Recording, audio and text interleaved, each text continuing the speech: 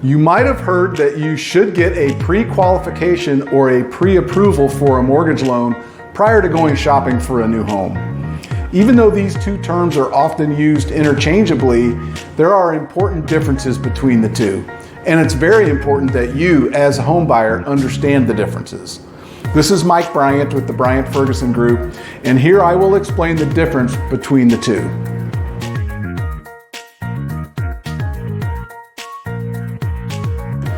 Before we explore the nuanced differences between a pre-qualification and pre-approval, let me start by saying that when you are just starting to look for homes, you will want to start this ball rolling.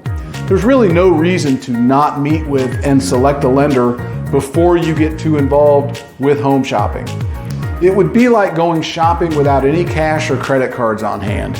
You could look around, but you really can't buy anything. Some buyers will say, gee, Mike, I figured I would just get my loan once I found the house I liked. But it really doesn't work that way in today's real estate market.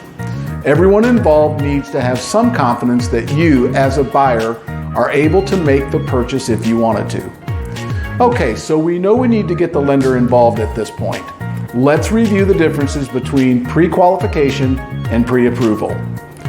Pre-qualifying is the first step when you meet with a lender. A pre-qualification will give you an idea of how much home you will likely qualify for.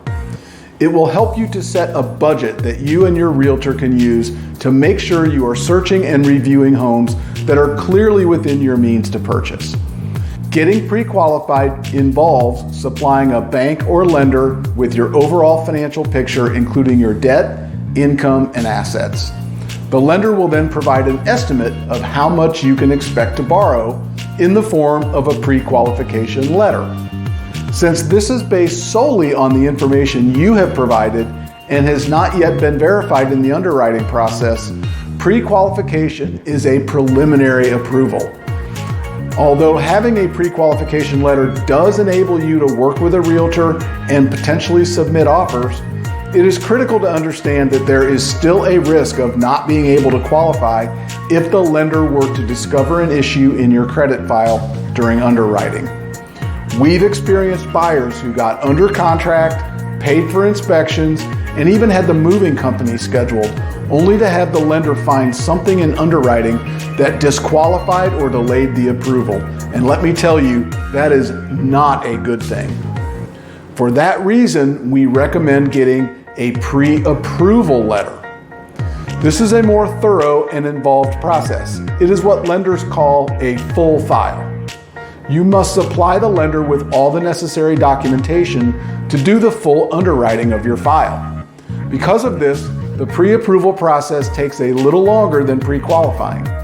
Once the underwriting has been completed, you'll receive your pre-approval letter, which is a conditional commitment in writing for an exact loan amount and terms. This obviously puts you at an advantage when you're dealing with a seller because you're one step closer to actually getting a mortgage. So to recap, here are the advantages of pre-approval versus pre-qualification. Number one, you'll have more confidence knowing your file has been through underwriting up front. Number two, your offer will be stronger compared to others who only have pre-qualification letters. And number three, once under contract, your loan process will be easier and less stressful since most of the heavy lifting has already been done. Reach out to us if we can answer any of your questions on this important subject. This has been Mike Bryant with the Bryant Ferguson Group, Authentic Local.